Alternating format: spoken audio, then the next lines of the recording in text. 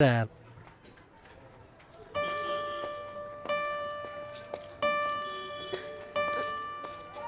Morning అన్నయ్య. Good morning అమ్మా.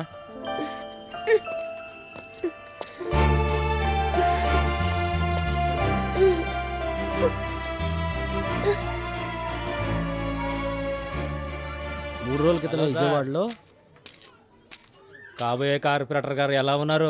ఈయన ఒకడు నాకు భజన బ్యాచ్లో తగిలాడు. ఏమైనా అందామంటే పెద్ద ఆయన. నమస్కారం బాబాయ్. నమస్కారం. బాగున్నావా? బాగున్నానండి.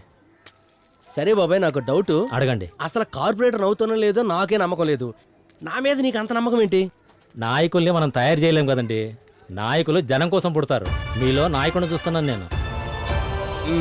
థ్యాంక్స్ బాబాయ్. ఇంత కోటేస్తావు కదా. ఏత ఇదిగో పీకే గారు, మళ్ళేంటి? ప్రతి మనిషి అవకాశం కోసం ఎదురు చూసేవాడే. అందులో కొందరు మాత్రమే అవకాశాన్ని సృష్టించుకుని తన లక్ష్యాన్ని చేరుకుంటారు. ఆలోచించుకోండి.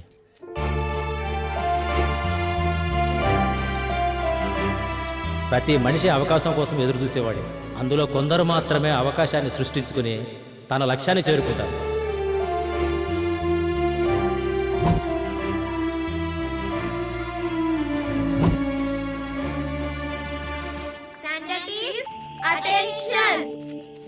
నమస్కారం సార్.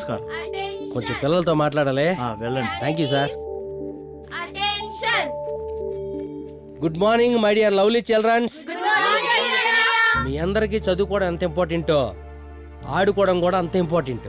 మీరు కానీ నన్ను ఎలక్షన్లో గెలిపిస్తే మీకు మంచి ఆఫర్స్ ఇస్తాను. ఈ తింగర్ నాయాలేంటి పిల్లల దగ్గరికి వచ్చాడు ఓట్లు అడగటానికి? ఎవడు? ఓహో, మాస్టర్ గారు మీరా? ఇప్పుడు ఫస్ట్ ఆఫర్, మీ అందరికి వారానికి 5 రోజులు మాత్రమే వర్కింగ్ డేస్, 2 days హాలిడేస్. పూర్తి చెప్పనివరా? చెప్పు. ఇప్పుడు రెండవది, no homework, only class work. స్కూల్లోనే చదవాలి, స్కూల్లోనే చదివించాలి. ఇప్పుడు మూడో ఆఫర్, స్కూల్ బ్యాగ్స్ ఎవరు మోయడానికి వీల్లేదు. స్కూల్లోనే ర్యాక్స్ అరేంజ్ చేపిస్తాను. బుక్స్ బ్యాగ్స్ ఎక్కడే పెట్టి హ్యాపీగా ఇంటికి వెళ్ళిపోవచ్చు. మళ్ళీ చప్పట్లు. అలాగలగా. ఇప్పుడు నాలుగో ఆఫర్, మన గవర్నమెంట్ స్కూల్ పిల్లలకు కూడా ఫ్రీగా స్కూల్ బస్సులు వేపిస్తా. గట్టిగా చప్పట్లు. నా చిల్డ్రన్స్, ఇంటికెళ్ళి మీ అమ్మలకి, మీ అక్కలకి, మీ బాపలకి, మీ బాబాయిలకి నా ఓటేయమని చెప్పి ఈ ఆఫర్లు మీ సొంతం చేసుకోండి. కత్తిరి గుర్తుకే మన ఓటు. ఫ్లోలో ఉన్నారు. పర్లేదు, బాగానే ప్లాన్ చేసావు. వెళ్తాను మరి.